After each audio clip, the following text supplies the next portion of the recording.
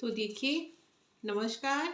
आज फिर से मैं आप लोगों के लिए वही रुक जाना नहीं कि एक और सक्सेस स्टोरी लेकर आई हूँ। आशा है आपको मेरी ये कोशिश अच्छी लग रही होगी और आप डीमोटिवेट होना आप लोग छोड़ चुके होंगे और नए सिरे से अपनी तैयारियों में लग चुके होंगे, या जिसका जो भी लक्ष्य है उसमें आए सभी लोग लग चुके होंगे। तो देखिए, बिना किसी कोचिंग के 23 साल की उम्र में बनी आईएएस पूजा पाठ राजस्थान की स्टोरी आज मैं आप लोगों को सुना रही हूँ। ठीक है, तो सुनिए। मुझे सिविल सेवा परीक्षा 2014 में 163वां स्थान मिला। मैं आईएएस सेवा के लिए चुनी गई और मुझे राजस्थान कैडर मिला। मैं अपने माता पिता और 5 भाई बहनों के साथ रहती हूँ। मेरे पिता मेडिकल कॉलेज में लाइब्रेरियन हैं, अतः मुझे परिवार में सदैव शैक्षिक वातावरण मिला। 10वीं कक्षा तक मैंने स्थानीय हिंदी माध्यम विद्यालय से पढ़ाई की। उसके पश्चात मेरे पिता ने मुझे डिप्लोमा इंजीनियरिंग कराने का निर्णय लिया, अतः मैंने स्थानीय राजकीय पॉलिटेक्निक कॉलेज ठोटा में इलेक्ट्रॉनिक्स एंड कम्युनिकेशन शाखा में प्रवेश लिया। इसके पश्चात मैंने वर्ष 2011 में जानकी देवी बजाज राजकीय कन्या महाविद्यालय कोटा में बीए में प्रवेश लिया। मैंने प्रथम वर्ष के साथ ही पटवारी की परीक्षा भी दी थी, जिसमें मैं अनुत्तीर्ण रही। ग्रेजुएशन मैंने इतिहास, समाजशास्त्र व दर्शन शास्त्र विषयों में की और मैंने बीए तृतीय वर्ष में पुनः पटवारी की परीक्षा दी और उत्तीर्ण किया। मुझे पटवारी के रूप में ज्वाइनिंग लेटर मिला, परंतु मैंने ज्वाइन नहीं किया।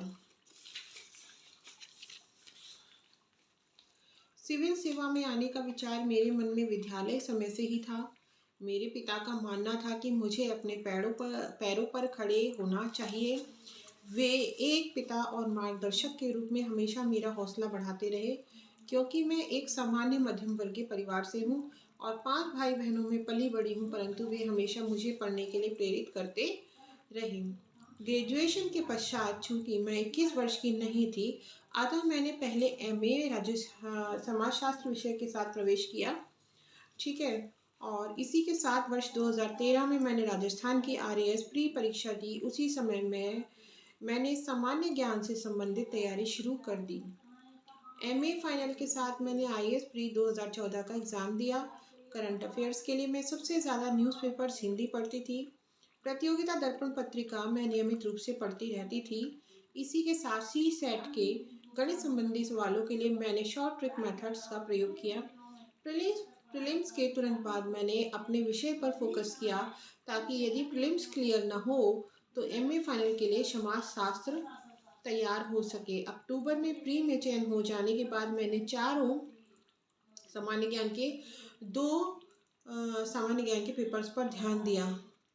इन सब के साथ पत्रिकाएं और न्यूज़पेपर्स के द्वारा नवीनतम जानकारियां, देश दुनिया में होने वाली घटनाएं, उन पर विशेषज्ञों के लेख आदि के द्वारा राय बनाने में मदद मिली।